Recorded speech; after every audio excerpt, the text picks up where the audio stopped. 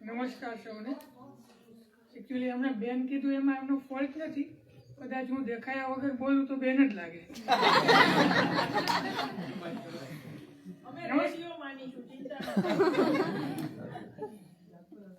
નમસ્કાર. આજે શિબિરનું પ્રથમ સત્રનું પ્રારંભ કરીએ આપણે. મને આજના જે પ્રથમ સેશન છે એના વક્તાનો પરિચય આપવા માટે અહીંયા આવ્યો છું. એકચ્યુઅલી મારો પરિચય કાલે જ પહેલી જ વાર હું કોકિલા દાદીને મળું છું, એટલે એમનો પરિચય આપવાની મારી હેસિયત નથી, પણ મેં એના માટે કાલે થોડા લોકોને પૂછ્યું કે મારે બોલવું હોય કોકિલા દાદી વિશે તો શું બોલાય. એટલે એમાં મને રૂહાનીથી લઈને રમેશ દાદા સુધીના લોકોએ મદદ કરી. એટલે વાઇડ રેન્જ ઓફ વેરાયટી છે, નાના બાળકથી લઈને વયોવૃદ્ધ સુધીની. દાદી સુરતમાં વાલોડ ગામે આજથી 87 વર્ષ પહેલા જન્મ્યા. એવું કેવું યોગ્ય ના લાગે કે એમની ઉંમર 87 છે. દાદી MA BEd કરેલું છે અને ઘણા વર્ષો સુધી આચાર્ય તરીકે પણ શાળામાં કામ કરેલું છે. ખાસ તો એમણે ધરમપુર આજુબાજુના વિસ્તારોમાં જે આદિવાસી વંચિતો માટે કાર્ય કર્યું એ ખરેખર સરાહનીય અને આપણે એમાંથી કશું પ્રેરણા મળે એવું છે. એમણે ત્યાં પાણી માટેની વ્યવસ્થા કરી, એ લોકો માટે તળાવ માટેની વ્યવસ્થા કરી, અલગ અલગ જગ્યાએ વૃક્ષોની વાવણી અને ઉછેર કર્યો. ત્યાંના લોકોને ખેતી માટે ભેંસ પાડા પ્રોવાઈડ કરવા અથવા તો એનો ઉપયોગ કઈ રીતે કરવો એ શીખવ્યું. આ જે હું માહિતી આપું છું એમાં કદાચ કંઈક માહિતી દોષ હોય તો એ મારો દોષ છે એવું સમજીને મને ક્ષમ્ય ગણશો. કાલે રાત્રે રાત્રિ સભા થઈ. રાત્રિ સભામાં મેં દાદીને પહેલી વાર ગાતા સાંભળ્યા અને મેં લગભગ બધા જ પાસેથી 6-7 લોકોને પૂછ્યું તો બધા જ એવું કહ્યું કે દાદીને ગાવાનો ખૂબ જ શોખ છે. હું અંગત રીતે એવું માનું કે જે કામ કરવામાં આપણે ડૂબી જઈએ ને એ ધ્યાન, અને કાલ મેં એમને એ ધ્યાન કરતા જોયા. એમણે જે 2 સરસ એકના શબ્દો તો કંઈક સરસ હતા, મને બહુ જ ગમ્યા.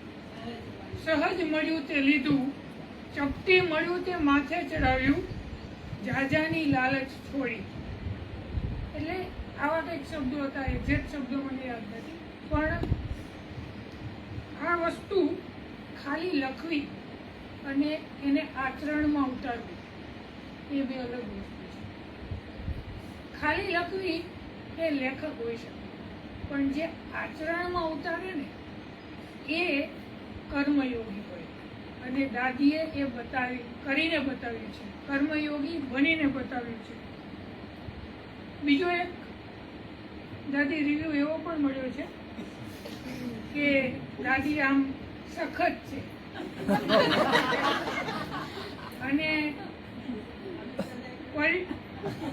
રમેશ દાદા નથી, એમને તો પરિપક્વ રિવ્યુ જ આપ્યો એટલે પછી મારે બાળકોને પણ પૂછવું પડે. દાદી છે ને પરફેક્શનના ખૂબ જ આગ્રહી છે. એ મેં પણ જોયું. સવારનો હું ઓબ્ઝર્વ કરતો હતો, અહીંયાથી જે પણ કંઈ બોલાય ને તો એમના મનમાં આમ જીવ ઊંચું હોય કે કંઈ ખોટું ના થાય, કંઈ ખોટું ના થાય. એટલે પરફેક્શનના આગ્રહી છે એ સાચું લાગ્યું, એટલે મને અહીંયા કેવું યોગ્ય લાગ્યું. ગીતામાં નિષ્ઠાના 2 પ્રકાર કીધા છે. જ્ઞાન યોગેન સંખ્યાના, કર્મ યોગેન યોગીના. એટલે કર્મયોગીઓ હોય એનો કર્મ જ નિષ્ઠા છે. હવે 1 જ મિનિટમાં પૂરું કરું. ગાંધીજીની આત્મકથામાં એમણે કોટ છે, એ હું કોટ કરી અને પૂરું કરીશ મારી વાત. કાલે અમે રાત્રિ સભામાં બેઠા હતા તો બધાનો પરિચય ચાલતો હતો. દાદીએ પણ પોતાનો આપ્યો, પણ લગભગ 3 કે 4 વાક્યોમાં પરિચય આપ્યો. એ ધારે તો લગભગ 1.5 કલાક સુધી પરિચય આપી શકે અને એમની ક્ષમતા પણ છે અને લાયકાત પણ છે આપવાની. પણ એમણે એવું ન કર્યું અને હવે આ કોટ ગાંધીજી કહે છે, અનુભવે મને એ બતાવ્યું છે કે સત્યના પૂજારીએ મૌનનું સેવન કરવું ઘટે છે. જાણીએ અજાણીએ પણ મનુષ્ય ઘણી વેળા અતિશયોક્તિ કરે છે અથવા જે કહેવી યોગ્ય હોય તે છુપાવે છે અથવા જુદી રીતે કહે છે. આવા સંકટોમાંથી બચવાને ખાતર પણ અલ્પભાષી થવું આવશ્યક છે. થોડું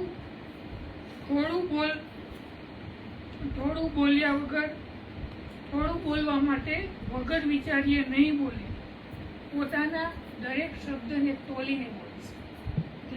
એ મેં કાલે અનુભવ્યું, એટલે આ કોટ કેવો મને આજે યોગ્ય લાગ્યો.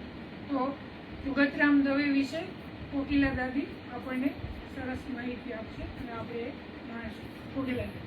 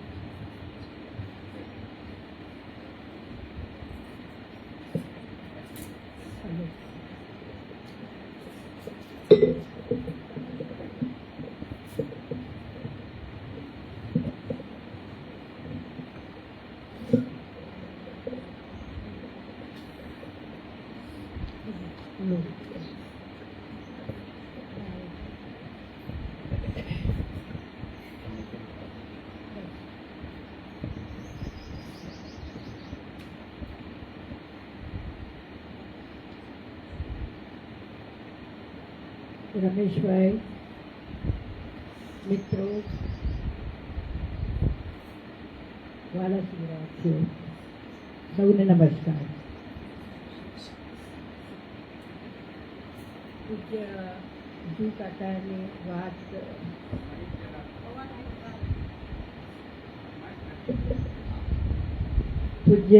જુ કાકાની વાત કરવી મારા જેવા અલ્પમતી અથવા અલ્પજીવને માટે અઘરું કામ મને અત્યારે લાગે છે. પણ બહુ નજીક એમની સાથે રહેવાનું, એટલે વેડછી અને વાલોડ 2 કિલોમીટરનું 1.5 કિલોમીટરનું અંતર, અને એમને કામ કરતા જોયા, જીવતા જોયા.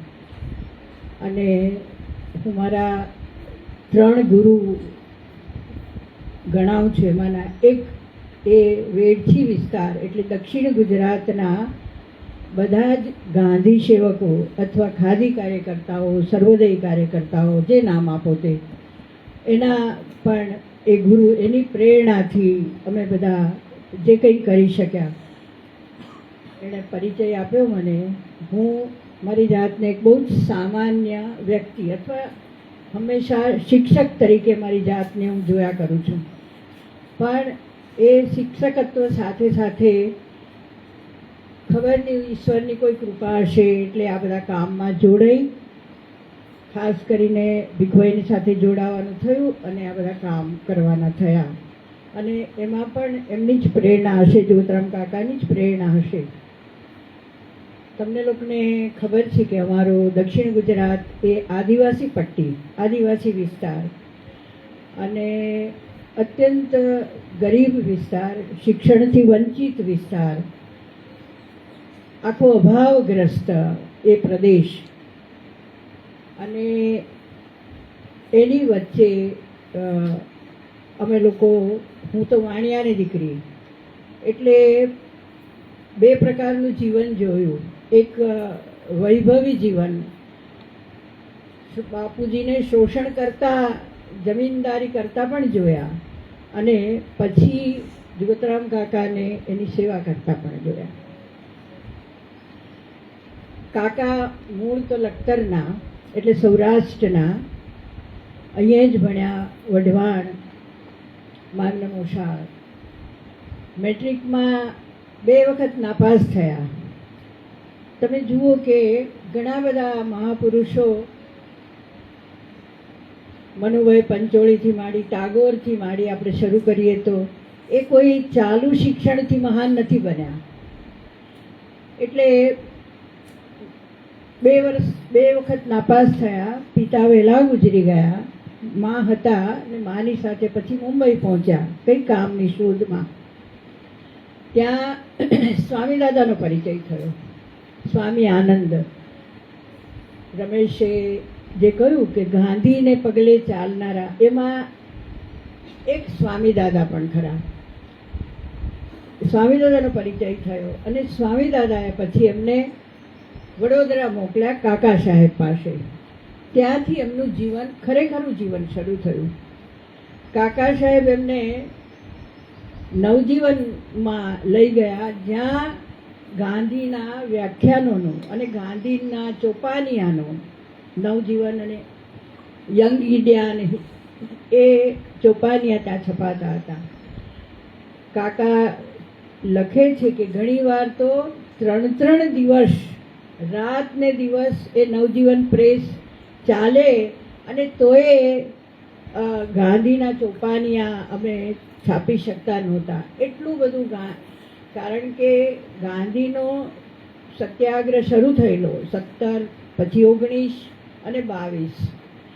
એટલે આ 1900 જુગતરામ કાકા 17માં મુંબઈ ગયા, અને પછી 19થી એમનું આ નવજીવન સાથેનું કામ શરૂ થયું. અને નવજીવનમાં કાકા સાહેબ જોડે, સ્વામી દાદા જોડે, પણ પછી કાકા સાહેબ અને સ્વામી દાદા 2 જેલમાં ગયા, અને પછી પોતાને ભાગે એકલા કામ કરવાનું આવ્યું. અને નવજીવનથી એની કામની શરૂઆત થઈ.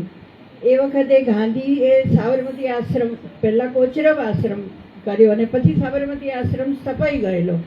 એટલે નવજીવનમાંથી વારે સાબરમતી આશ્રમમાં જવાનું થાય, ત્યાં પ્રાર્થના થાય, ત્યાં ગાંધીના બધા કામો થાય, એનું આકર્ષણ એમને થયું. ત્યાં જવાનું મન થાય, પણ નવજીવનનું કામ જ્યાં સુધી સ્વામી દાદા જેલમાંથી છૂટીને નહીં આવે ત્યાં સુધી એ જઈ શકે નહીં. અને છેવટે એક દિવસ એવો આવ્યો કે જ્યારે એમની ઈચ્છા પાર પડી, અને નવજીવનમાં એ રહ્યા ત્યારે ઘણું બધું એમણે છાપ્યું. એમાં એક કાકાનું હિન્દ સ્વરાજ, અને બીજું એમણે છાપ્યું છેલ્લે જે ચાલણ ગાડી, એ જે જુગતરામ કાકાની બહુ જ પ્રખ્યાત થઈ, ચાલણ ગાડી બાળકો માટેની. એ છેલ્લું છાપવાનું થયું ને એમાં નવજીવનને એમણે ખોટ પણ લાવી દીધી. એટલું પણ ધ્યાન ન રાખ્યું કે આટલું બધું ખોટ આવશે. અને પછી છેવટે સાબરમતી આશ્રમમાં એ કાયમ માટે ગયા. ત્યાં પણ એમણે બાળ શિક્ષણનું કામ કર્યું, અને ત્યાં તાલીમ વર્ગો, ગાંધીના તાલીમ શિબિરો બહુ ચાલતા, એટલે અધ્યાપનનું કામ, એટલે છાત્રાલયનું કામ કર્યું. એટલે એમાં છાત્રાલયમાં સફાઈ ને પ્રાર્થના ને એ બધા કામો. એટલે એ ગાંધીની શાળામાં ઘડાતા ગયા. ગાંધીની શાળામાં લગભગ 3-4 વર્ષ એ આ બધું ગાંધીને કામ કરતા, ગાંધીના બધા વિનોબાજીને કામ કરતા. ગાંધીની જે શાળા, રાષ્ટ્રીય શાળા, એના અધ્યાપકો, આમ તો રાષ્ટ્રીય શાળા બાળકોની, પણ એના અધ્યાપકો વિનોબાજી જેવા, કાકા સાહેબ જેવા, એ બધા મોટા અધ્યાપકો. અને એ બધા અધ્યાપકોને કામ કરતા જોયા. અને એ પણ એના એક ભાગ તરીકે એમણે પણ ત્યાં કામ શરૂ કર્યું, ગૃહપતિ તરીકે, અને બાળ શિક્ષણનું કામ શરૂ કર્યું. એ ત્યાર પછી પહેલી વાર જેલમાં જવાનું એમનું પહેલી વાર દાંડી યાત્રા થઈ ગાંધીની, અને એ દાંડી યાત્રામાં આખા દેશમાં મીઠાનો કાયદો ભંગ કરવાનું થયું. એમાં એમને પહેલવેલી જેલ થઈ, અને એ જેલમાં, નાસિક જેલમાં એમણે પહેલું કાવ્ય લખ્યું અંતરપટ. એની 2 લીટી હું તમને, ઉમાશંકર રૈએ એ કાવ્ય માટે કહ્યું છે કે આ એક જ કાવ્ય એમણે લખ્યું હોત તો પણ એ અમારી જ્ઞાતના કવિ તરીકે ગણાય.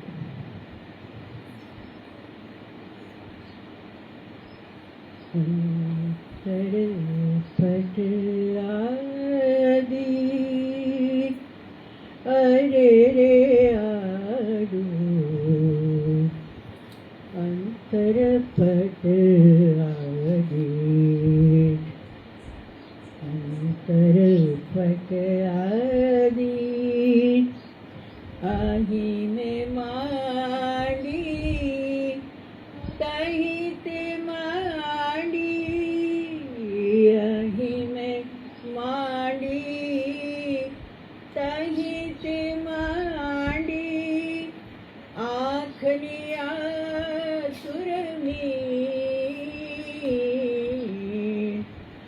પળ ઉઘડી પટ પુનઃ વિડાયું,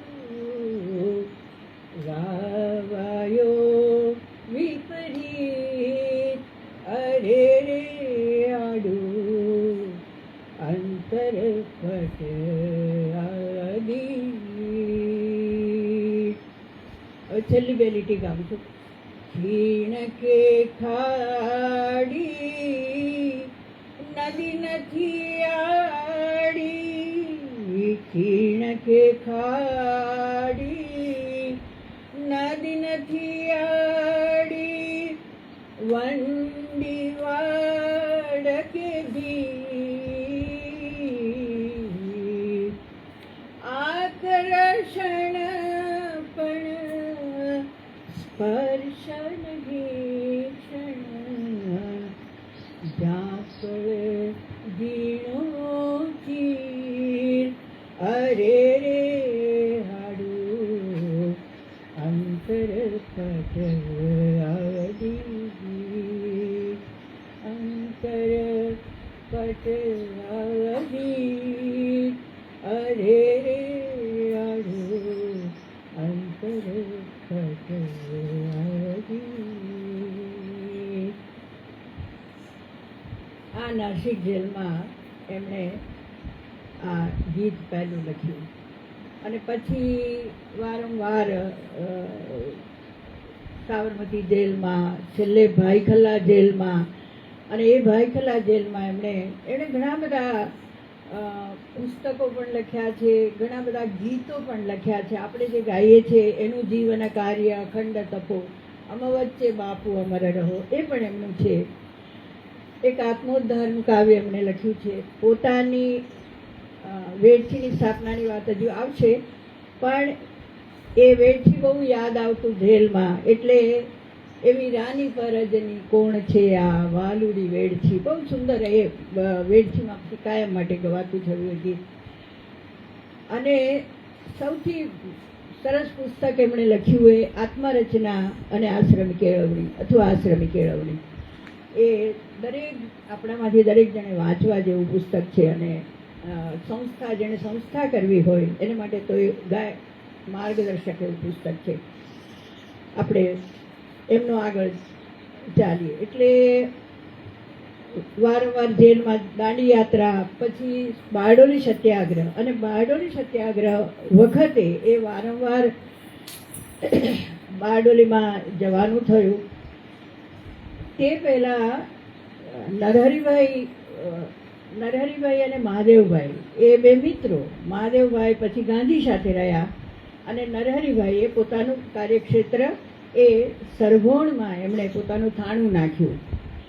ગાંધીએ 1922 પછી મોટા ભાગના કાર્યકર્તાઓને કહ્યું કે હવે તમે ગામડે જાઓ અને ત્યાં કામ કરો. એ રીતે નરહરિભાઈ સરભોણમાં બેઠા, અને જોતરામ કાકા બારડોલી સત્યાગ્રહ પછી વારંવાર ત્યાં જતા એમને સરભોણ આશ્રમમાં. ત્યાં શું કરવાનું? તો બે કામ. એક, કારણ કે આખો એ પ્રદેશ તમને કલ્પના કદાચ નહીં આવે આમાં, જે લોકો સુરત જિલ્લાના નહીં હોય ને, આખા આદિવાસી લોકો, એક વ્યારા, વાલોડ, મહુવા, એ બધા આદિવાસી વિસ્તાર, અને બારડોલી જિલ્લો એ હળપતિઓનો, અને હળપતિ એટલે જેની પાસે કોઈ જમીન નથી એવા લોકો, અને એ લગભગ ગુલામ જેવા, જેમ આપણે અમેરિકામાં ગુલામીની વાત સાંભળી છે એવી જ ગુલામી આ લોકો, એટલે એ ધણિયામાં ને ધણિયામાં કે પોતાના શેઠને પોતે જેના, અને ઘરમાં જ એની નાનકડી એના આંગણામાં જ વાડામાં જ ઝૂંપડી હોય, ત્યાં જ આખું કુટુંબ રહે, અને આખું કુટુંબ એ ધણિયામાંની ચાકરી કરે. ભાઈ હોય એ ખેતીમાં કામ કરે, અને બહેનો અને બાળકો એ ઘરમાં કામ કરે. એના ગાય વાસીદા કરવાના હોય કે એનું ઘરનું તમામ કામ. એટલે લગભગ, અને પાછું એ પેઢી દર પેઢી, એ ગુલામી પેઢી દર પેઢી, એનો દીકરો પછી કરે કામ, એવી રીતે. એટલે એ બે વસ્તુ એમણે જોઈ કે હળપતિઓની, અને પછી દારૂના પીઠા ચાલે ત્યાં દક્ષિણ ગુજરાતમાં, ખૂબ બધા પારસીઓ, અને દારૂના પીઠા ચાલે. એટલે એ દારૂના પીઠા બંધ કરાવવાનું, આ ગુલામી પ્રથા બંધ કરાવવાનું, અને આદિવાસી સમાજને બેઠો કરવાનું, આવા કામો એમના મનમાં ચાલ્યા કરવા. પણ ક્યાંથી શરૂઆત કરવી, કેવી રીતે શરૂઆત કરવી, એ હજુ જોતરામ કાકા વેડથી હજુ આવ્યા નહોતા. નરહરિભાઈ બેઠા, અને એ સરભોણમાં, એટલે બારડોલીની પાસે તદ્દન. એટલે એ ચાલતું હતું ને ત્યાં પછી હરિપરા કોંગ્રેસ ભરાય. એ કોંગ્રેસના કાર્યકર્તાઓનું અધિવેશન થતું. પહેલું અધિવેશન ફૈજપુરમાં થયું, અને બીજું અધિવેશન હરિપુરા કોંગ્રેસ, એટલે હરિપુરા એટલે બારડોલીથી લગભગ 8-10 કિલોમીટર.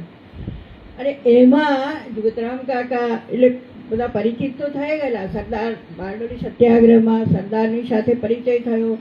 સરદારે એમને નાણી જોયા, એટલે એમનું કામ જોયું. કારણ કે અમદાવાદમાં પણ એમણે સાબરમતી આશ્રમમાં રાષ્ટ્રીય શાળા, એટલે બાળકોની શાળા, કે ગૃહપતિનું કામ, કે રેટી અને ખાદીનું કામ, ત્યારે તો બહુ મોટું કામ, ગાંધીનું મુખ્ય કામ ખાદી અને રેટીઓ અને વણાટ ને એ બધું હતું. એટલે એ બધું સરદારે એમને હરિપુરા કોંગ્રેસમાં સફાઈનું કામ, સફાઈના સંયોજક તરીકે મૂક્યા. હવે તમને કલ્પના નહીં આવે, સફાઈના સંયોજક એટલે એ સફાઈની ટુકડીની સંખ્યા જ 1300 હતી. 1200 થી 1300 એ સફાઈ કરનારા લોકો. કલ્પના કરો કે એ અધિવેશનની વિશાળતા કેવડી મોટી હશે, અને કેટલું. એટલે જાજરૂના ખાડા બનાવવાના, એની વ્યવસ્થા કરવાની, મોલની વ્યવસ્થા કરવાની, એ આખો અધિવેશનનો આખો પરિસર સફાઈ કરવાને માટેના ઊભા ઝાડુ બનાવવાના. કાકાનું બહુ જ મોટું પ્રદાન આ ઊભા ઝાડુનું છે. એટલે સફાઈ એ વેડથી, અમે બધા પણ આ પરફેક્શનની વાત ભાઈએ કરીને, એ વેડથીમાં બહુ જ, આજે તો હવે રહ્યું નથી, પણ એ કાકાના જમાનામાં વેડથી આશ્રમ પણ બહુ જ મોટો. પણ એ સફાઈ વિદ્યાના એ સંચાલક બન્યા હરિપુરા કોંગ્રેસમાં. અને હરિપુરા કોંગ્રેસમાં એ મંડપ બાંધવા માટે, કે આ બધા કામને માટે હળપતિઓ ત્યાં આવતા, અને એમાંથી એમને ખૂબ પરિચય થયો. અને એમના મનમાં આવ્યું કે મારે આ હળપતિ મુક્તિનું કામ કરવું છે. હવે હળપતિઓ તો એકદમ ગુલામ જેવા, અને બહુ જ ડરે પોતાના ધણિયામાંથી. હું તમને વચ્ચે એક વાત કહું કે મારા બાપુજી પણ જમીનદાર હતા, અને એ ત્યાં પ્રથા જ એવી હતી કે આદિવાસી એ કોઈ કુટુંબમાં, એ લગભગ આદિવાસીમાં ગુલામી જેવું નહોતું, કારણ કે થોડાક હોશિયાર હતા, પણ આ હળપતિઓ તો ગુલામ જેવા જ હતા. એટલે પણ એનું શોષણ, બહુ મોટું શોષણ થયું હું આગળ વાત કરવાની છું, જે એટલું મોટું શોષણ કે એની બીજી પેઢી પણ એ શોષણમાંથી મુક્ત ન થાય, એટલું બધું વ્યાજ. તમે ધારો કે 100 રૂપિયા વ્યાજે લીધા તો 25 રૂપિયા તો વ્યાજના પહેલા જ કાપી લેવાના, એને 75 મળે, અને પછી પણ એ આપી નહીં શકે, એટલે વ્યાજનું વ્યાજ, ચક્રવૃદ્ધિ વ્યાજ ચડ્યા કરે, અને એમાંથી એ કોઈ દિવસ મુક્ત થાય જ નહીં. એની વાત મને હું માફી માંગી લઉં, મારે પહેલાં જ માગવી જોઈએ કે મને આવા બધા વ્યાખ્યાન કરવાની ટેવ નથી. એટલે આ શરીફાબેન, હિમાંશીબેન ને એ બધા જે આમ ક્રમશઃ આમ રમેશ પણ, એટલે એ બધા મેં તો રમજાનભાઈને પણ કહેલું કે મને વર્ગમાં વાતો કરવાનું ફાવે, મને ખૂબ મજા આવે, કલાક સુધી વાતો કરું તો, પણ મને આવું વ્યાખ્યાન આપવાનું મારા સ્વભાવમાં નથી, પણ કરું છું, એટલે તમે બધા મને માફ કરશો. પણ એટલે કાકાના મનમાં 3 વસ્તુ હતી. એક તો આ દારૂના પીઠા બંધ કરાવવાના, હળપતિ મુક્તિ કરાવવાની, અને આદિવાસીમાં જે ગણોતિયા હતા એટલે જમીનદારોના ગુલામ જેવી ત્યાં પણ સ્થિતિ હતી. આ 3 કામ. હવે આ હરિપુરા કોંગ્રેસ પછી ખૂબ બધાની સાથે પરિચય થયો. પછી બારડોલીમાં સલભોણમાંથી બારડોલી આશ્રમ બનાવ્યો એમણે. બારડોલી આશ્રમમાં 2 જ કામ થાય. એક તો કાતણ વણાટનું બહુ જબરજસ્ત, અને એમાં તાલીમી શાળા શરૂ કરી કે આખા પ્રદેશમાં જો રોજગારી આપવી હોય તો કાતણ અને વણાટ એ 2 જ અત્યારે તો છે. કારણ કે જમીનદારોને ત્યાં એટલે ખેતી એ તો એ શોષણનો મોટો કાર્યક્રમ હતો ત્યાં. એટલે ખૂબ બધા, અને ગાંધીની વાત બધે પહોંચાડવાની હોય તો રેડિયા મારફત પહોંચાડવાની, એટલું ત્યારે એ બધા કાર્યકર્તાઓ સમજેલા. એટલે બારડોલી આશ્રમ બનાવ્યો લગભગ 1924માં કે એમ કંઈક, અને પછી બારડોલી આશ્રમમાં પણ એમણે કામ શરૂ કર્યું. અને બારડોલીથી 18 માઇલ થાય વેડછી, એ કોઈક રીતે વેડછી પહોંચ્યા, અને પછી એ ભૂમિ એમને બહુ જ ગમી ગઈ, અને એમણે મનમાં નક્કી કર્યું કે કલ્યાણજી કાકા અને બીજા ઘણા બધા કાર્યકર્તાઓ સાથે, સરદાર સાથે પણ, કે મારે બારડોલી આશ્રમથી પણ મારે આદિવાસી વિસ્તારમાં જવું છે, અને વેડછીની ભૂમિ શોધી, અને ત્યાંના જ એક આદિવાસી એમને જમીન આપી. અને પછી શરૂઆતમાં તો એમણે જે વેડછી આશ્રમમાં તંબુઓ અથવા તો વાંસના રાડા અને એવી રીતે, કારણ કે પૈસા નહોતા અને આશ્રમ શરૂ કર્યો એટલે જમીન તો મળી ગઈ, અને એ રીતે એમણે વેડછી આશ્રમ. પણ તે પહેલાં એટલે હજી વેડછી આશ્રમ પહોંચી શક્યા નથી. આમ સ્થળ પસંદ કર્યું, કામનું પણ થોડું વિચારી લીધું, પણ ફરી પાછા જેલમાં જવાનું થયું, જવાનું થયું. અને એ છેલ્લી જેલ એમની ભાઈ ખલ્લાની, અને એ જેલમાં ઘણા બધા લગભગ એમ કહે છે કે 2000 કાર્યકર્તાઓ આખા દેશમાંથી એ આપણે 1902 મને લાગે છે કે બારડોલી સત્યાગ્રહ પછી કે દાંડી કૂચ પછી, એટલે એ બારડોલી આશ્રમમાંથી અને એ જેલમાં જ એમણે આ આત્મરચના, ઘણા બધા સાથે પરિચય થયો, અને એમણે આત્મરચના અને આશ્રમી કેળવણી એ જેલમાં જ લખી. અને એ ભાઈખલા જેલમાં લગભગ 1924માં એ જેલમાં હતા, અને પછી એ છેલ્લી એમની જેલ, અને એ છૂટીને પછી એ વેડછી આશ્રમમાં પહોંચ્યા. પણ તે પહેલાં અને ત્યાં પહોંચ્યા, અને પછી ત્યાંથી કાર્યકર્તાઓ ને બધા ધીમે ધીમે તૈયાર થયા. કાતણ વણાટના શિબિરો ચલાવતા, તાલીમ શિબિર ને બધું. એમાંથી થોડો એ લોકો કંઈક સત્યાગ્રહની ચળવળ કર્યા કરે. એટલે સરકારને એવું લાગ્યું કે આ વેડછીથી બધા કાર્યકર્તાઓ આવીને તોફાન કરે છે, એટલે આશ્રમને જપ્ત કર્યો. એટલે કાકાએ ફરી વેડછી છોડવું પડ્યું, અને એ જપ્તી તો છેક 1900 ને 46 કે 47 આઝાદી આવી ત્યાં સુધી એ જપ્તી રહી, આશ્રમ ચલાવી શક્યા નહીં. પછી 1935માં પ્રાંતિક સ્વરાજ્યની ચૂંટણી થઈ, એમાં પણ ભાગ લીધો. અને એ પ્રાંતિક સ્વરાજ્યની ચૂંટણી પછી જે મંત્રીમંડળ આવ્યું એમાં આ કાયદા એમણે કરાવ્યા, કારણ કે એ મોરારજીભાઈ એના મહેસૂલ પ્રધાન હતા અને બાળા સાહેબ ખેરને એ બધા જાણતા હતા કે આ આખી આદિવાસી પટ્ટીમાં હળપતિઓમાં, એટલે હળપતિ મુક્તિનો કાયદો, દારૂના પીઠા, પણ દારૂના પીઠા બંધ કરાવી ન શક્યા કારણ કે ઇજારા આપેલા અમુક વર્ષના, એટલે ઇજારો પૂરો થાય ત્યાર પછી જે બંધ થાય, એટલે દારૂબંધી થઈ શકી નહીં. પણ બીજા 2 કાયદા જે થયા એ ગણોદ્ધારાનો કાયદો થયો અને ઋણ રાહતનો. એ કાયદો તો થયો પણ હજી તો અમલ કરે ત્યાં પ્રાંતિક સ્વરાજે પાછા બધા મંત્રીઓએ રાજીનામા આપ્યા અને ફરી પાછું એ બધું ખોરંભે પડ્યું.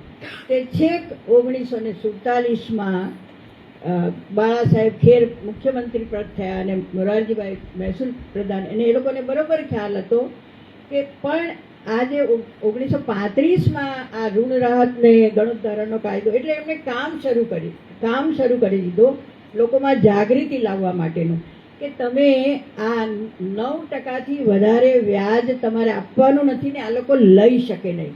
અને જે લોકો વ્યાજે પૈસા ધીરે એને લાયસન્સ લેવાનું. આ 2 વાત, કારણ કે ગમે તેમ એની જમીનો પડાવી લેવા, એના દાગીના પડાવી લેવા, અને એ લગભગ ગુલામી દશા. તો એમાંથી એક 9%થી વ્યાજ વધારે લઈ શકે નહીં. પણ પેલા ડરે, આદિવાસી તો એટલા બધા ડરપોક, અને એમ કે આશ્રમવાળા આપણે એને સમજાવે કે તમારે આ વ્યાજે પૈસા લેવ છો તો તમારે 9%થી વધારે, પણ આપણે કંઈ જરૂર પડી તો એ શેઠીઓ જ આપવાનો છે, આશ્રમવાળા થોડા આપણે પૈસા આપવાના છે. એટલે ખૂબ પેલા, અને જમીનદારો તો કહી દે કે જાઓ તમે આશ્રમવાળા પાસે જાઓ, એ તમને પૈસા આપશે. એટલે 8-10 વર્ષ એમાં આ લોકોએ મથામણ કરવી પડી. જગતરામ કાકા અને વેલજીભાઈને, સ્થાનિક આગેવાનોને, વ્યારામાં ઝીણાભાઈને, બધા ખૂબ બધાએ મથવું પડ્યું. તો પણ એને લગભગ એ ઋણ રાહતનો જે કાયદો, અને પછી ગણોદ્ધારાની વાત કરું, ઋણ રાહતનો કાયદો હતો, એમાંથી મુક્ત થતાં 8-10 વર્ષ થયા. અને મને પણ એનો અનુભવ છે કે મારા બાપુજીની પાસે પણ એ આદિવાસી કંઈક લેવા આવે તો એને કેટલું ડબલ, અનાજ લેવા આવે તો એને ડબલ આપવાનું, અને વ્યાજ તો કોઈ પાર વગરનું, એટલે વ્યાજ તો ગણાય નહીં, ચક્રવૃદ્ધિ વ્યાજ ગણાય. એટલે પણ એ લોકો એટલા બધા ડરે આદિવાસી પ્રજા, કારણ કે એને રહેવાનું શેઠિયાની બાજુમાં, શેઠિયાની પાસે, અને શેઠિયા નહીં આપે તો એમના લગ્ન પ્રસંગ હોય, અને ખર્ચા બહુ હતા, દારૂ પીવાનું વ્યસન હતું, એટલે પૈસા તો જોઈએ જ. એટલે ઋણ રાહતનો કાયદો 8-10 વર્ષ જગતરામ કાકા અને વેલજીભાઈને એ બધા ખૂબ આખા વ્યારા તાલુકામાં કે મહુવા તાલુકામાં કે વાલોડ, જ્યાં જ્યાં આદિવાસી પટ્ટી હતી ત્યાં ખૂબ મથ્યા. છેવટે 8-10 વર્ષે એ લોકોને એમાંથી મુક્ત કરી શક્યા. ગણોદ્ધારાનું એવું હતું કે શેઠિયાની, એણે જમીન શેઠિયાની, અને આખો વખત ખેતીમાં કામ કરવાનું એણે. અને એ જ્યારે અનાજ આવે, ખળીમાં એ અનાજ ઠલવાય પછી અડધો ભાગ શેઠિયાને આપી દેવાનો. જે શેઠિયાએ એમાં એક દાંતરડી પણ ફેરવી નથી અથવા વાંટવા વળ્યા નથી, શ્રમ નથી કર્યો, એ શેઠિયાને અડધો ભાગ આપી દેવાનો. એટલે એ ગણોતીઓ અને પેલો શેઠિયાને એને ભાગ આપવાનો. એ પણ બહુ લાંબુ ચાલ્યું કે મહેનત આની, એની પાસે જમીન તો હતી નહીં. અને એ પણ જગતરામ કાકાએ બહુ પ્રયત્ન કર્યો કે તમારે ચોથો ભાગ આપવાનો, 4 ભાગ તમારા અને 1 ભાગ જમીનદારના. પણ એમાં પણ એ લોકોને ડર લાગે, અને પેલા જમીનદારો કહી દે કે અમારી જમીન છે, તમને કાઢી મૂકશો અહીંથી, અથવા તો તમને જમીન પર કામ નહીં આપશો તો ભૂખે મરશો તમે. એટલે એ પણ લાંબુ ચાલ્યું. બંને કાયદા, ઋણ રાહતનો ખૂબ તમે કલ્પના જ ન કરી શકો એટલા બધા કાર્યકર્તાઓ આની પાછળ મંડ્યા, અને 8-10 વર્ષ લાગ્યા એ બંને કાયદાનો અમલ કરાવતા.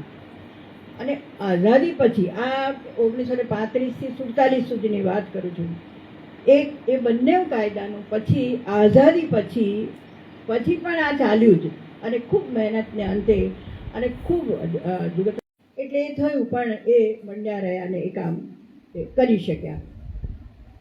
અને હળપતિ મુક્તિ પણ, કારણ કે હળપતિઓ પણ એમણે કાકાએ એમ વિચાર્યું કે હળપતિઓને માટે જુદો હળપતિ વાસ કરીએ જમીનદારની પાસેથી એમને, કારણ કે એમના આંગણામાં જ રહેતા એટલે, અને એ રીતે ગૌચરની જમીન કે ક્યાંક ને ક્યાંક જમીન નદી કાંઠાની એવી જમીનો શોધીને હળપતિ ગૃહ નિર્માણ યોજના એમ કરીને એ લોકોને ઘર આપવાનું, તો પછી એ આ શેઠિયાઓની પકડમાંથી નીકળે એમ કરીને એમણે એ હળપતિ મુક્તિનો કાર્યક્રમ, અને બે વસ્તુ, એ દારૂમાંથી મુક્ત થાય અને બીજું એને એના રહેવાનું રહેઠાણ બદલીએ, તો બે કામ થી એ લોકો કદાચ આના પંજામાંથી એ ચટકી શકે.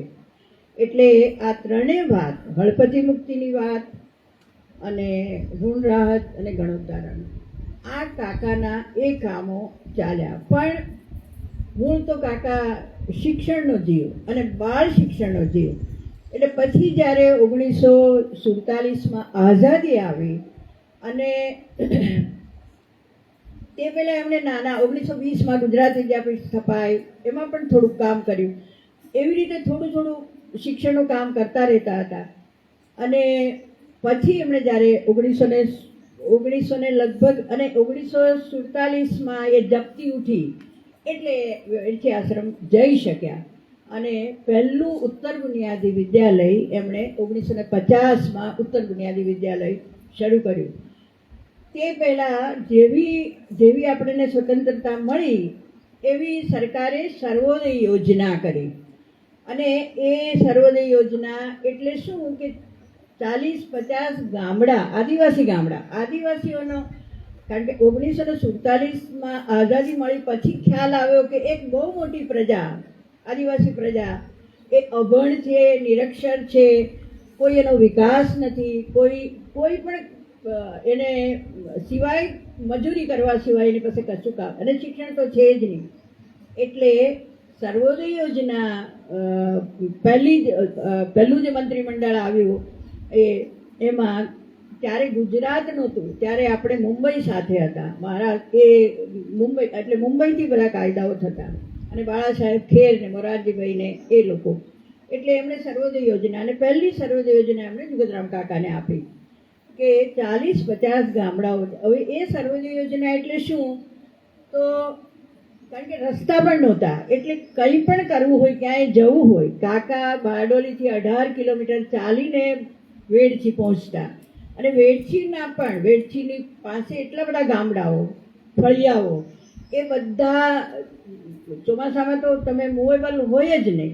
એટલે સર્વોદય યોજનામાં નાના નાના ગામના રસ્તા કરવા, રાત્રિ શાળા કરવી, બાલવાડી ચલાવવી, જો ફળિયામાં કૂવો નહીં હોય તો કૂવો કરવો, પછી એની પાસે નાના ખેતરો હોય તો એ ખેતરોને સમથળ કરવા, એની પાસે ઢોર હોય, ગાય કેવું કંઈ હોય તો એના વિકાસને માટે મદદ કરવી. એવા ઘણા બધા 7-8 સર્વોદય યોજનામાં એવા કામો કે જેને કારણે આ આદિવાસી પ્રજા બેઠી થાય. એટલે એમણે એ રાત્રિ શાળા તો વેડછીમાં ગયા પછી શરૂ, પણ તમને એક વાત કહું કે રાત્રિ શાળા શરૂ કરેલી તે પણ જમીનદારોને ગમ્યું નહીં, એટલે એને પણ ત્યાં જઈને ધમકાવે કે તમે જો રાત્રિ શાળામાં જશો તો તમને કામે નહીં બોલાવશું. અને નરહરિભાઈએ એને માટે ઉપવાસ કરવા પડેલા. 10 ઉપવાસ કર્યા પછી એનો પ્રશ્નનો નિકાલ આવેલો, પણ પછી પણ રાત્રિ શાળામાં ભણવા તો આવતા જ નહીં હતા. પણ આ તો આઝાદી મળી એટલે પછી એનામાં પણ થોડીક હિંમત આવી. એટલે 1950માં એમને પહેલું ઉત્તર બુનિયાદી વિદ્યાલય કર્યું. 3 સંસ્થા હતી, મને લાગે છે કે બોચાસણ, મઢી, એટલે મઢીમાં અન્નપૂર્ણાબેને પણ શરૂ કર્યું, વેડછીમાં શરૂ થયું, અને નાનાભાઈએ આમલા શરૂ કરેલું. બહુ વિગતો મને ખબર નથી, રમેશભાઈ કદાચ કહી શકે. એટલે 1950માં એમણે વેડછીમાં આ બધાને જોઈને પહેલું ઉત્તર બુનિયાદી વિદ્યાલય કર્યું. હવે એમણે ગામડાના કામો શરૂ કર્યા. જુગતરામ કાકાની એ જે વેડછી આશ્રમની બે વિશેષતા હતી.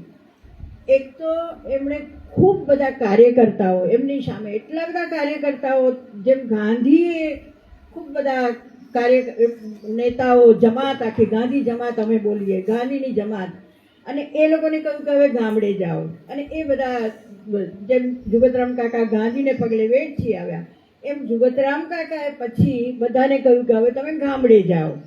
એટલે જુદા જુદા તાલુકા, માંડવી તાલુકો તો ત્યાં ભુલાભાઈ બેઠા, પછી મહુવા તાલુકો ભગવતી કુમાર, ડાંગમાં તો પ્રવેશ બંધી હતી.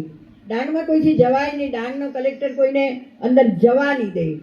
તો એમણે ગેલુભાઈના ભાઈ છોટુભાઈ નાયક, બહુ જોરદાર વ્યક્તિત્વ, એમને મોકલ્યા કે તમે જાઓ ડાંગમાં, ને કેમ આપણે પ્રવેશવા ન દે.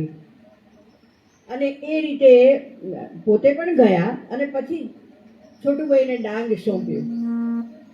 અને એ પછી વ્યારામાં જીણાભાઈ હતા, સોનગઢ, ઉચ્છલ, લીઝર, ખૂબ બધા આદિવાસી, સંપૂર્ણ 100% આદિવાસી તાલુકાઓ અને જુદા જુદા કાર્યકર્તાઓ, એટલે ખૂબ કાર્યકર્તાઓ, મીનુભાઈ જેવા, રાજુભાઈ જેવા, કોઈ વૈજ્ઞાનિક, કોઈ ખેતીવાળા, એવા બધા ખૂબ બધા કાર્યકર્તાઓ. એ બધા કાર્યકર્તાઓને કહ્યું કે હવે તમે ગામડે જાઓ. અને એક આ આશ્રમ શાળાઓની યોજના આવી અને ઉત્તર બુનિયાદી વિદ્યાલયો. એટલે એક તબક્કે દર 3 કે 4 કિલોમીટર એ અમારે ત્યાં ઉત્તર બુનિયાદી વિદ્યાલયો, પહેલું વેડછીમાં થયું અને પછી એને પગલે ખૂબ બધા વ્યારામાં, માંડવીમાં, બારડોલીમાં અરવિંદભાઈ, હળપતિ સેવા સંઘ, સોનગઢમાં રમેશ દેશેના ભાઈ, એટલે એ બધા ઉત્તર બુનિયાદી વિદ્યાલયો થયા, આશ્રમ શાળા. એટલે બાળક એ આદિવાસીના શિક્ષણને માટે એ ખૂબ મથ્યા, ખૂબ કામ કર્યું એમણે. અને એટલે એક કામ એમણે શિક્ષણનું કર્યું, સાથે સાથે આ બધા કાર્યકર્તાઓએ દારૂબંધી થાય, દારૂના પીઠા બંધ થાય. અમારા બોરકડીમાં પણ દારૂનું પીઠું હતું, પારસી ચલાવતા હતા. એટલે એ કામ થયું. હવે અને સર્વોદય યોજના મારફત રચનાત્મક કામો, કે એના રસ્તા કરવા, એને પીવાના પાણીની સગવડ કરવી, કે એના ખેતીની ડેવલપ કરવું, એ બધું સર્વોદય યોજના મારફત. એટલે શિક્ષણ ક્ષેત્રે, એના વિકાસ, રચનાત્મક ક્ષેત્રે એ બધા કામો એમણે શરૂ કર્યા. અને પણ આટલેથી એને માટે કાર્યકર્તાઓ એકલા નહોતા, એટલે એમણે આ ઋણ રાહત બંધ કરાવવા માટે બીજો વિકલ્પ આપ્યો, સેવા સહકારી મંડળીઓ કરી. દરેક તાલુકામાં અથવા તો 2-3 પેલા વચ્ચે સેવા સહકારી મંડળી કરી, જંગલ મંડળીઓ કરી. જંગલ ત્યાં પુષ્કળ, ડાંગનું જંગલ તો ખરું જ, પણ પંચમહાલમાં પણ જંગલ છે, પછી ઉચ્છલ, લીઝર, એ બધા પણ જંગલ. પછી તો તાપી નદીમાં બંધ બંધાયો એટલે જંગલો કપાઈ ગયા, પણ એ જંગલ, એટલે જંગલ મંડળીઓ કરી, સેવા સહકારી મંડળીઓ મારફત આ એમને બિયારણ મળે, ખેતીમાં એમને જે કંઈ જરૂરિયાત ઊભી થાય તો એ સેવા સહકારી મંડળી એને ધિરાણ કરે. અને દરેક સેવા સહકારી મંડળીની સાથે એક નાનકડી દુકાન હોય, જેમાં એને જોઈતી વસ્તુ મળે. એટલે એને વાણિયાના સકંજામાંથી કાઢવા માટે આ સેવા સહકારી મંડળી. અને જંગલ કોન્ટ્રાક્ટરો એ આદિવાસીઓનું જંગલો કપાય તો ખરા, પણ કોન્ટ્રાક્ટરો કાપે. એ ડાંગનું જંગલ હોય કે અમારા ધરમપુર કપરાડા, કોઈ પણ જંગલ હોય, વ્યારાનું જંગલ હોય, તો એ કોન્ટ્રાક્ટરોમાંથી મુક્ત કરવા માટે એટલે જંગલ મંડળીઓ કરી.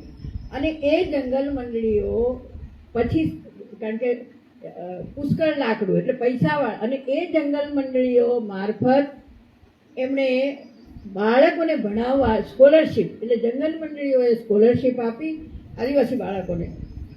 અને એ રીતે પછી એમણે આ ઉત્તર બુનિયાદી વિદ્યાલય શરૂ કર્યું અને છેવટે ગાંધી વિદ્યાપીઠ શરૂ કરી. અને ગાંધી વિદ્યાપીઠમાં જેમ લોકભારતીમાં BRS વિદ્યાલય છે એને ગ્રેજ્યુએટ થઈ શકે, એમ ઘર આંગણે ગાંધી વિદ્યાપીઠ કરી કે જેમાં એ આદિવાસી બાળકો ગ્રેજ્યુએટ થઈ શકે. એટલે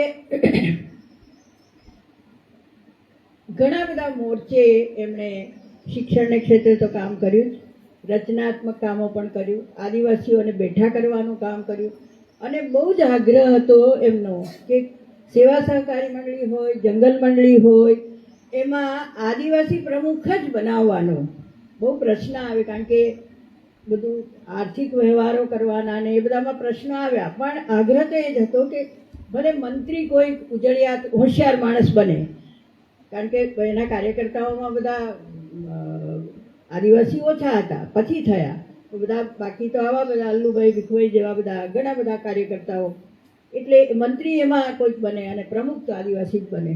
એટલે એ રીતે કાકાએ ખૂબ બધા આખો આદિવાસી સમાજ બેઠો કરવા માટે, પછી હળપતિઓની આ બધા કામો કર્યા, પણ એમને એમ થયું કે હળપતિઓ માટે કોઈક એવી સંગઠન વાળી એક સંસ્થા બને, અને એમણે હળપતિ સેવા સંઘ બનાવ્યો, અને એ હળપતિ સેવા સંઘ મારફત એમણે હળપતિ વિસ્તારમાં પણ આ ઉત્તર બુનિયાદી વિદ્યાલયો અને સર્વોદય યોજના માટે એક બહુ મોટું કામ કર્યું સર્વોદય યોજના મારફત, કે બધી પ્રાથમિક શાળાઓ સરકારી હતી, એ પ્રાથમિક શાળાઓમાં અધ્યાપન મંદિરમાંથી, વેઠી અધ્યાપન મંદિરમાંથી તૈયાર થયેલા શિક્ષકો અથવા કોઈ પણ રાષ્ટ્રીય, ગુજરાત વિદ્યાપીઠમાં કે કોઈ પણ રાષ્ટ્રીય શાળામાં તૈયાર થયેલા શિક્ષકો એને મૂકવાના, અને એ પ્રાથમિક શાળાને નઈ તાલીમની બુનિયાદી શિક્ષણની વાત ત્યાં સુધી પહોંચાડે. એટલે પ્રાથમિક બધી જ આજુબાજુની બધી પ્રાથમિક શાળાઓમાં ગાંધીની વાત પહોંચે, નઈ તાલીમની વાત પહોંચે, અને રાષ્ટ્રીય શિક્ષણની વાત પહોંચે. એટલે ખૂબ આપણે આમ જોવા જઈએ તો દુધરામ કાકાએ એટલું બધું, આપણે એમ થાય કે એક માણસ, અને એમનું જીવન તમને કહું, એ પોતાના જે કપડાં 2 જોડ કે 3 જોડ એ કાંતીને પહેરતા, બેંકમાં કોઈ ખાતું નહોતું, પરણેલા નહોતા, બ્રહ્મચારી હતા, એમને કોઈ ઘર નહોતું, ઘર નહીં, બેંકમાં ખાતું નહીં, કોઈ પણ. અને સૌથી મોટી વાત, એમણે આખી જિંદગી જીવ્યા ત્યાં સુધી, બહુ જીવ્યા, 94 વર્ષ, 1984 જન્મ અને 1984 એમનું મૃત્યુ. આખી જિંદગી વેઠી આશ્રમમાં રહ્યા ત્યાં સુધી એ આશ્રમની બાળકો, એટલે વેઠી આશ્રમના જે બાળકો, એના રસોડામાંથી એક છોકરો એ ડીશ ટોપલા નીચે ઢાંકી જાય, અને કાકા પોતાના સમયે 11 વાગે કે 12 વાગે એ જ જે બાળકોએ ખાધું આખી જિંદગી, સવાર સાંજ, એ જ 84 વર્ષ સુધી એમણે ખાધું.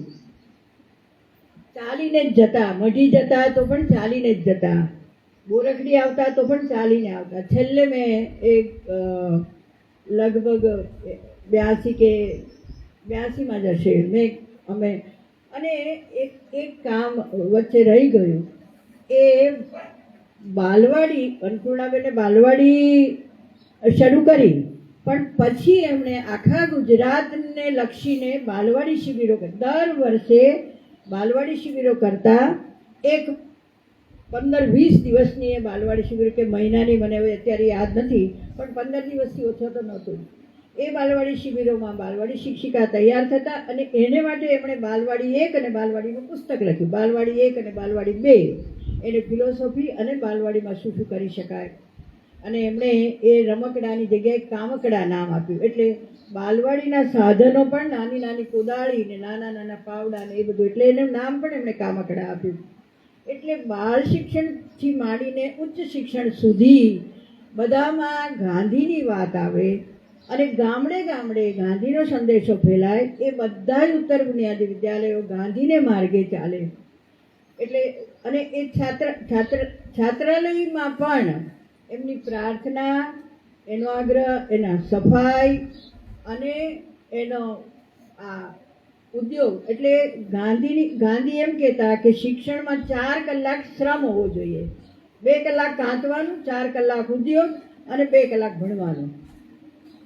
પણ પછી એ કર્યું છે બધું, એ બધા 4, એટલે ગાંધી તો એમ કહેતા કે 4 કલાકની 6 કલાક કામ અને 2 કલાક ભણવાનું.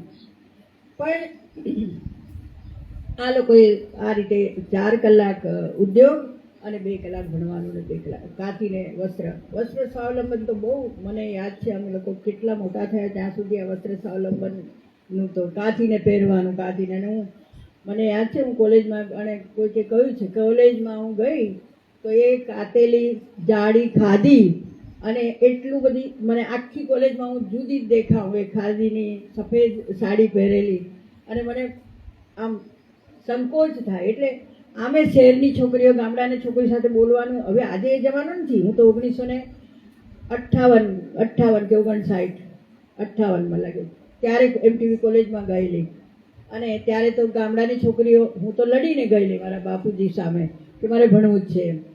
પણ બહુ ઓછું છોકરીઓને ભણાવતા કારણ કે લગ્ન કરાવી દેવાનું ભણવા અને બહાર તો ભણવા મોકલવાનો એ વિષય જ નહોતો. પણ એટલે એક માણસ એક આવો સાધુ અને એ ખરેખર એ સાધુ જો એ સંત જ હતા એ જો આ બધું કામમાં ન પડ્યા ગાંધીના કામમાં ન પડ્યા હોત તો કારણ કે એમનું જે આંતરપટ તમે આખું સાંભળો તો અને એમની આત્મરચના અને આશ્રમી કેળવણી એમાં પણ એ જ બધી વાતો છે. આધ્યાત્મની એટલે એટલી ઊંચી ભૂમિકા પણ કર્મને એમણે પોતાને કર્મ અને ભક્તિને સાથે જોડ્યા. પણ બહુ જ નિસ્પૃહી માણસ, બહુ જ ઓછું બોલતા અને બાળ શિક્ષણનું એટલે મને પણ એમ કે તું બાલવાડી ચલાવે અથવા એટલે ગોરખડી તો આવતા અને છેલ્લે પણ મને લાગે છે કે ગુજરી ગયા એના 2 વર્ષ પહેલાં કે 1 વર્ષ પહેલાં આવ્યા. તમને એનો દાખલો આપું કે આવ્યા રહ્યા 2 દિવસ બહુ જ પકડીને ચલાવવા પડે એટલી સ્થિતિ તો પણ રહ્યા કે કારણ કે મારે બાળમેળ હતો એટલે પછી એ જવાના ત્યારે અમે જે ભાડે મંગાવીએ એમ્બેસેડર કાર આવી મને કે આમાં તો બેસવું જ નહીં તું રિક્ષા બોલાવ. મેં કહ્યું તમને રિક્ષામાં મોકલાય જ નહીં કારણ કે રસ્તા ત્યારે કોઈ ડામરના હતા જ નહીં આપણી ગરેડ જેને કહેવાય એવા. મેં કીધું કાકા તમારાથી આ રિક્ષામાં ના જવાય અહીંથી વેડછી સુધી ના જવાય તો કે ના તો હું આ ગાડીમાં બેસું જ ને એમ કરીને બેસી ગયા. તો આમ એટલી બધી હું મૂંઝાઉં કે હવે કરું શું. એક જીણાભાઈ જિલ્લા પંચાયત થયા ત્યારે એક ઠરાવ કરેલો કે કાકાને જ્યાં જવું એટલે એમણે એ પણ નક્કી કરેલું કે જ્યાં મારે જવું હોય ત્યાં જીણાભાઈ જીપ મોકલે અને જીપમાં હું જઈશ. પછી જ્યારે ચાલવાનું પગ ચાલતા બંધ થયા ત્યારે પણ અડધો કલાક થયો મને સમજણ નહીં પડે. પછી મેં હું પાસે બેઠીને મેં કહ્યું કાકા આ કોઈ વેપારીની ગાડી નથી, આ કોઈ જમીનદારની ગાડી નથી, એક સામાન્ય મુસ્લિમ કુટુંબ છે અને અમે લોકો અમારા સ્વીડનના મહેમાનો આવે કે કોઈ પણ મહેમાન આવીએ તો એની ગાડી ભાડે બોલાવીએ છીએ એટલે બહુ જ સામાન્ય માણસ છે. તમે એ ગાડીમાં બેસો તો મને મારા પર વિશ્વાસ રાખવો એ કોઈ આ જમીનદારની કોઈ ગાડી નથી. માંડ પછી માન્યા અને મેં વેડથી પહોંચાડ્યા. એટલે આ બધા જે ગાંધીના માણસો હતા ને એ મૂલ્યો આખી જિંદગી ગમે તે થઈ જાય પણ મૂલ્યોમાં આપણું શું છે ફટાક દેખુને ચાલશે એ તો થશે એ તો એ લોકોના જીવનમાં જે સિદ્ધાંતો કદી એમને ઈચ્છા નહીં થઈ. છેલ્લે જ્યારે માદા પડ્યા ને ત્યારે સામે વેઠી આશ્રમમાં કાર્યકર્તા રહેતા એટલે કોઈ કે ફૂલકા રોટલી કે કાકાને એમણે પાછી મોકલી કે ના મને આ ચાલશે. એટલે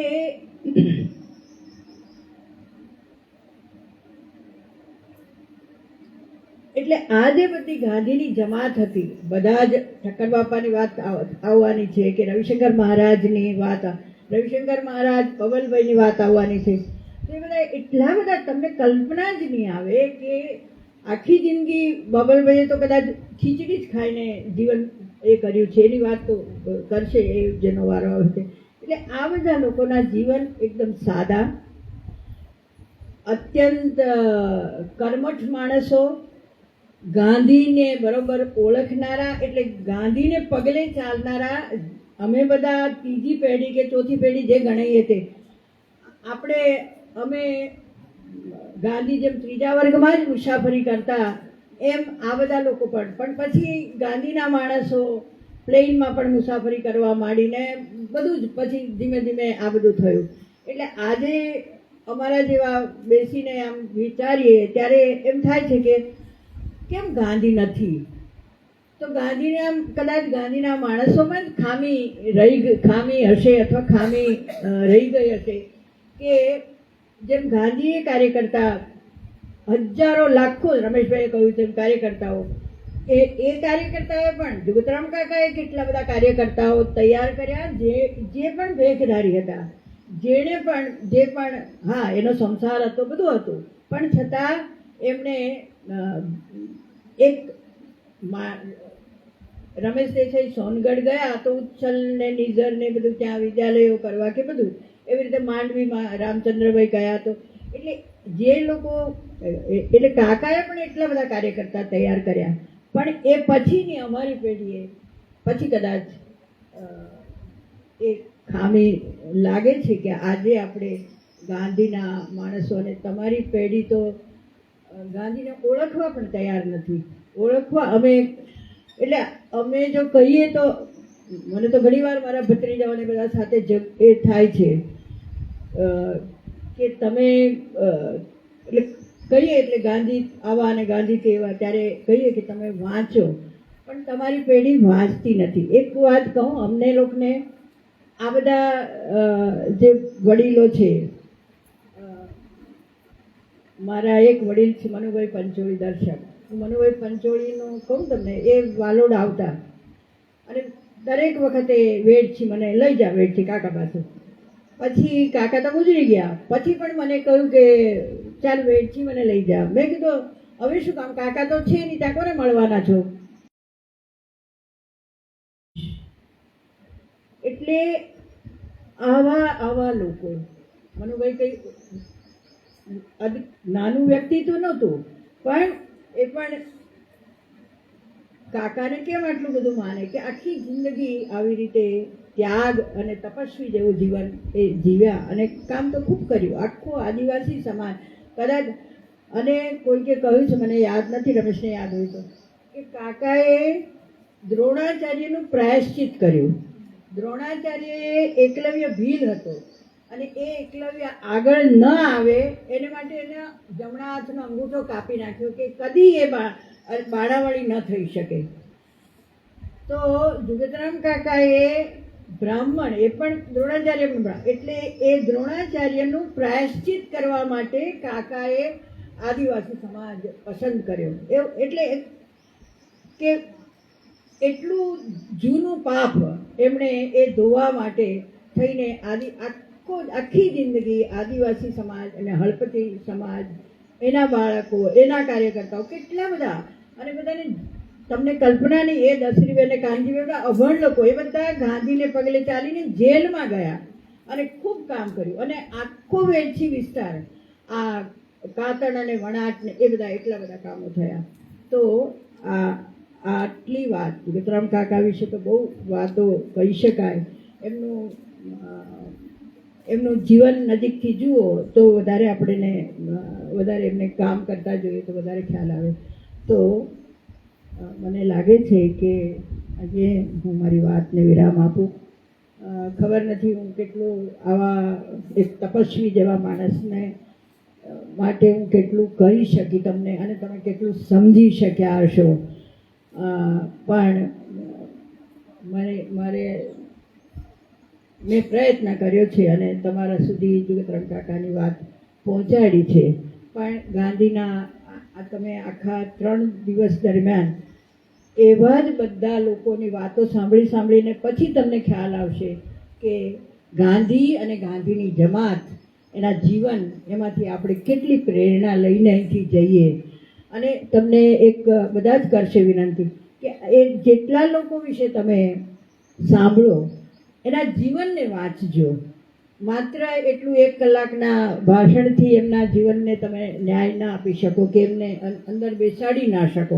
અમે એ બધાને અંદર બેસાડે છે કારણ કે અમારી પેઢી એની સાથે જીવી છે અને ખૂબ વાંચ્યા છે. ગાંધીને ખૂબ વાંચ્યા છે ને જગતરામ કાકાનું પોતાનું છે, મારી જીવનકથા એમણે પોતાના શબ્દોમાં લખી છે.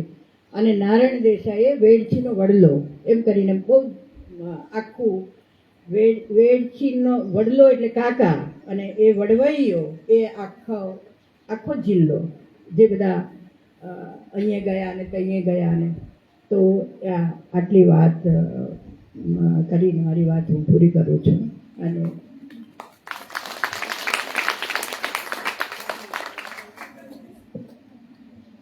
આદરણીય કોકિલા દીદીનો ખૂબ ખૂબ આભાર. જુગતરામ કાકાના જીવન અને કવન વિશે આપણને જે વાત કરી, એમણે વાત કરી કે જુગતરામ કાકાએ શાળામાં શિક્ષણ નથી લીધું પણ કેળવણી લીધી છે. અને ગાંધી તો કેળવણીના માણસ. ગાંધીના એકય દીકરાએ શાળાકીય શિક્ષણ નથી લીધું, છતાંય એ બીજા કોઈ બારિસ્ટર કે વકીલની સમકક્ષ ઊભા રહી શકે એટલા તો સક્ષમ હતા જ. આ એમણે કહેલું છે કે મને એનો કોઈ અફસોસ નથી કે મારા કોઈ દીકરાએ શાળાકીય શિક્ષણ નથી લીધું. દાદીએ એક વાત કરી કે આજની પેઢી વાંચતી નથી. મનુભાઈ પંચોળીએ એની મારી વાચક કથા એમણે જે વાંચ્યું એની એક બુક લખી છે. એમાં એક પ્રસંગ લખ્યો કે કોઈ મારા જેવા ચીલાચાલુ વાચકે એમને પૂછ્યું હશે કે તમે રવિન્દ્રનાથને વાંચો છો, એ તો બહુ અઘરા છે, તમે કેમ એને વાંચો છો? એટલે શરદચંદ્રએ એમને એવું કીધું કે અમે જે છીએ ને એ તમારા માટે લખીએ છીએ, પણ રવિન્દ્રનાથ છે ને એ અમારા માટે લખે છે. એટલે જે પણ અહીંયાથી આપણને પુસ્તકો સૂચવવામાં આવે એ તો આપણે વાંચવા જ જોઈએ. જેમ દાદીએ કહ્યું કે ખાલી એક સેશનમાં કોઈ વ્યક્તિનું જીવન અસ્તિત્વ આપણે ન જાણી શકીએ, એમની આખી જીવન કથા જાણવી જોઈએ તો આપણને વધારે ખ્યાલ આવે. હવે આપણે શિબિરાર્થીમાંથી આ સેશનને લગતા કોઈ પ્રશ્નો હોય તો એ પ્રશ્નો આપણે લઈએ અને દાદી એમના જવાબો આપશે. હું જ પ્રશ્નથી શરૂઆત કરું. એટલે જુગતરામ કાકા સાથેનું કે જે તમને આ પેઢીને કેવા યોગ્ય લાગતું હોય, યુવાનોને લગતું હોય કે કોઈ રચનાત્મક કાર્યને લગતું હોય, કોઈ પણ એક સ્મરણ. હા, મેં તને કહું 18 કિલોમીટર એટલે આખી જિંદગી ચાલ્યા છે. 18 કિલોમીટર હોય કે 15 કિલોમીટર હોય, અને એક સાથે એક વ્યક્તિ આટલા બધા કામો કરી શકે. આખો આદિવાસી સમાજને બેઠો કરવો, બીજી બાજુ બધા જ બાળકોને ભણાવવા માટે આ ઉત્તર જ્ઞાની વિદ્યાલયો, અને તમને મને ઘણી વાત નથી કરી, નઈ તાલીમ સંમેલનો કરતા, દર વર્ષે નઈ તાલીમ સંમેલનો કરતા, દર વર્ષે એક વાત રહી ગઈ, એ ગાંધી મેળા કરતા.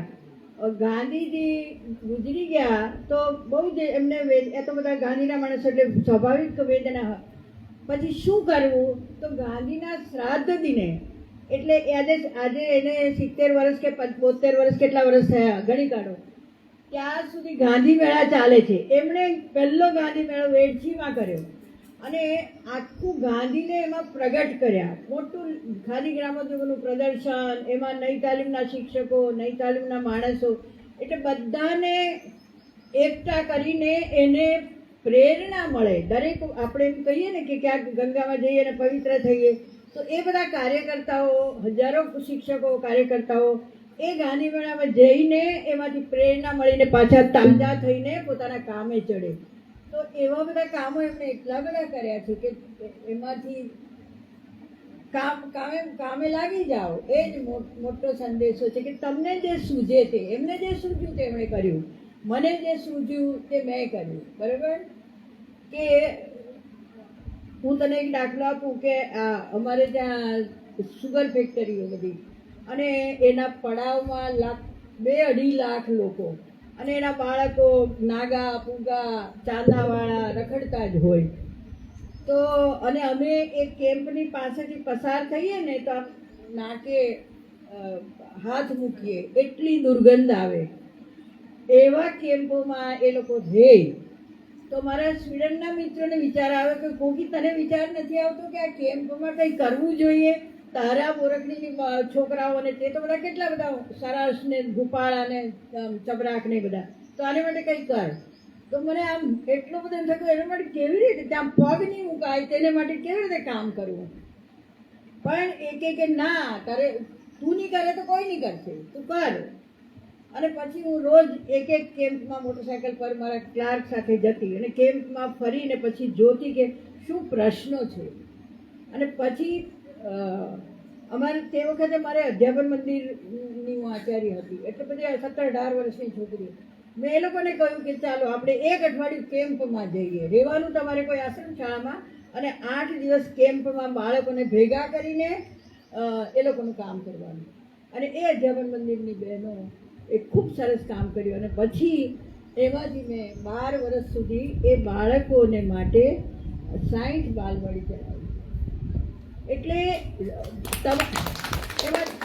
એટલે સહજ છે, મેં કંઈક કર્યું છે એવું મને કંઈ આજે પણ નથી લાગતું. પણ એટલે તમારામાંથી પણ એ ક્યારે થાય? તમારું વાંચન હોય, તમારો સત્સંગ હોય, એવા સારા માણસો સાથે. અમે આખી જિંદગી જોયું વેડથી જતા, શનિ રવિ કે ક્યારેક જતા, અમે બહુ જતા નહીં વેડથી, કારણ કે હું તો બોરકડી 30 વર્ષ એટલે ને કેમ્પસવાળી સંસ્થા એટલે બહુ બહાર નહીં નીકળવાનું. અને અમારા જમાનામાં એવું હતું, કદાચ રમેશને ખબર હોય, કે તમારે કેમ્પસ છોડીને છોકરીઓ, ને મારી તો અધ્યાપન મંદિરની છોકરીઓ, એમાં ન વાડ ન ચોકીદાર ન દિવાલ કંઈ જ નહીં. એટલે એવો ડર નહીં, પણ છતાં એમ થાય કે છોકરીઓ હોય 200 છોકરીઓ તો એને છોડીને જવાનું. એટલે બહુ જ 30 વર્ષ સુધી બોરકડીમાં મેં જે કામ કર્યું એમાં એ બાળકો સાથે, છોકરીઓ સાથે જ જીવન પસાર કર્યું. એટલે અને એ જે બધું આવ્યું એ સહવાસ પણ ખરો. અને વાંચે કહ્યું ને, ટાગોરના મેં બહુ વાંચ્યા છે, ગાંધીને તો વાંચ્યા જ છે, પણ ટાગોરને પણ બહુ વાંચ્યા છે. એટલે આપણને જે સૂઝે તે, આપણી આજુબાજુ જે સૂઝે તે આપણે કામ કરવા માંડી જવા. બીજા કોઈ શિબિરાર્થીનો?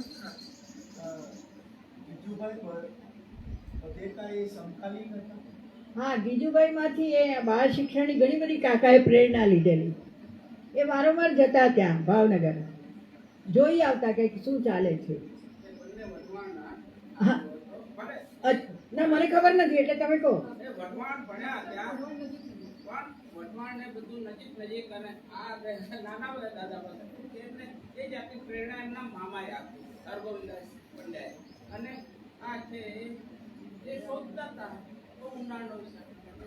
એમાંથી વેઠી ગયા.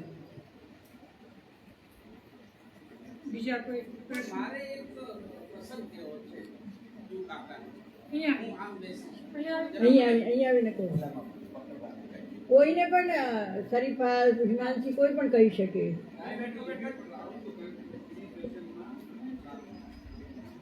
અત્યારે પૂરક વાત છે જ આવો.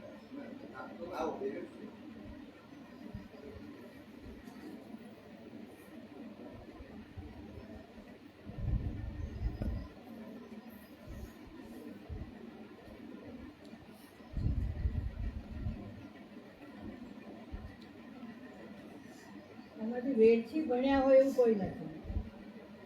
મેં તો પ્રસંગ કહી શકું, હું નથી ભણી વેડછી.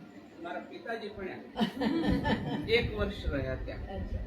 એમને પસંદ કરવાનું હતું આંબલા જવું કે વેડછી જવું. એ વખતે આંબલા શીખતું હતું, અથવા જાહો જલાલી વાળો હતો. અને આ તો આફ્રિકાનો અંધારિયો મુલક. સાદું ખાવાનું એટલે તમને કલ્પના નહીં આવે. મગ કે કઠોળ સાંજના થાય ને તો એકલું હળદર અને મીઠું, ઢાંચલો જ પીવાનો. ઢાંચલો એટલે માત્ર ચોખાનું પાણી. કેમ કે અમારે ત્યાં એ બધા બહુ જ ફાલ આવતો વિદ્યાર્થીઓનો, ત્યાં સાથે ભણો આંબલા. પણ હું પ્રસંગ માટે ઊભો થયો છું. મને કૌશિકા ખ્યાલ જુગતરામ કાકાનું એ ઘણું પસંદ. નમો ગણપતિ, નમો સરસ્વતી, કરો મારી મતી, કૌશિક બ્રાહ્મણ, પછી આગળ ચાલે છે. અને એમાંથી એક જુગતરામ કાકા આવ્યા આમલા. હું એ વખતે 5મા ધોરણ કે 6ઠા ધોરણમાં હોય છે, યાદ નથી મને. દાદા અમારા કબાટો હતા વિદ્યાર્થી, હાથમાં છડી પાતળી એવી, અને એમાં ઠોકતા જાય અને તાળા શા માટે લગાવ્યા છે આ પ્રશ્ન. બંને કલ્ચર અલગ. વેડછીનું કલ્ચર કે છે ને કે વાડ નહીં, દિવાલ નહીં, ચોકીદાર નહીં, આ વેડછીનું કલ્ચર. અને ત્યાં તો કબાટો, કબાટોને તાળા. એટલે કે અમારે ત્યાં આવું ના હોય. આ એક પ્રસંગ. એટલે ત્યાંની આ વિશેષતા જુગતરામ કાકાની બીજી એક મણિભાઈ સંઘવીએ નોંધી છે. એ તો 1945માં ત્યાં ગયા. હા,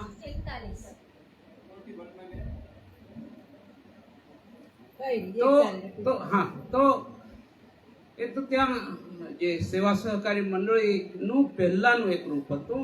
અને એ જેમ દુકાનની વાત કરી સાથે સાથે એવી એક બધાને કંઈ વસ્તુઓ જોઈતી હોય એ મળે એ માટેની. અને ત્યાં તો વાતાવરણ એવું કે દારૂ નહીં એટલે દારૂ ન વેચાય, તાળી નહીં, તંબાકુ નહીં, એ ન વેચાય, એ ન લેવાય. આ સંસ્કાર ત્યાં આપેલા. તો જે દુકાન હતી આદિવાસી આખો વિસ્તાર ને ત્યાં જ વેડછીમાં જ આ દુકાન પાસે જરા સંસ્થા એટલે કે છાત્રાલયની પાસે જ. અને એ દુકાનમાં તંબાકુ વેચાતી હતી. જુગતરામ કાકા ના વિચારોમાંથી પ્રેરણા લઈને બનાવેલી અથવા એમને જ કહેવાથી બનેલી દુકાનમાં. એટલે મણિભાઈનો બહુ સહજ પ્રશ્ન થયો. એમને નોંધ્યો છે પોતાની ડાયરીમાં કે આ કેવું. અહીંયા આપણે એક બાજુથી તંબાકુ નિષેધની વાતો કરીએ છીએ અથવા ધૂમ્રપાન મનાઈની વાતો કરીએ છીએ, અને બીજી બાજુ આપણે તંબાકુ વેચીએ છીએ. આ પ્રશ્ન તો બહુ ચકડોળે ચડ્યો ખરેખર.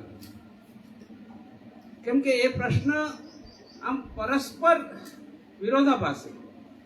એટલે અને એમણે છેવટે આ પ્રશ્નનો જુગતરામ કાકાએ, કેમ કે દળવામાં સાથે હોતા, સવારે વહેલે પરોળે જુગતરામ કાકા અચૂક દળે જ હાથેથી, હાથની ઘંટી ઉપર.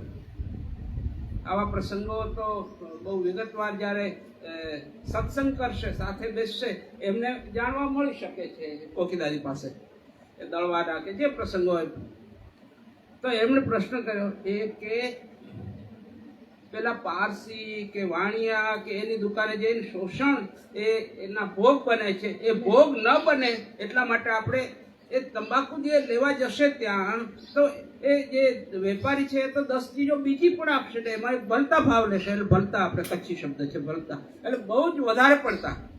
તો એ અટકાવવા માટે એ ત્યાં જતો બંધ કરવા માટે આપણે આ વેચીએ છીએ. આ કબાટોની વાત અને આની વાત એ યાદ આવી મને. તમારો ખૂબ ખૂબ આભાર.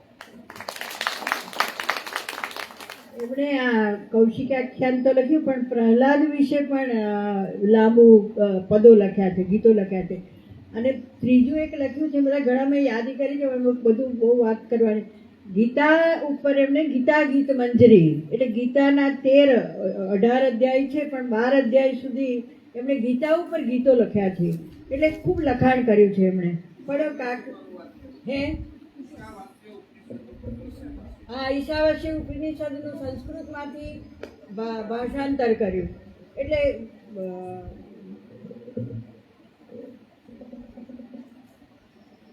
બાકી કોઈનું અધૂરું રહે એટલે કોઈ કેવું હોય કાકા વિશે તો કહી શકે.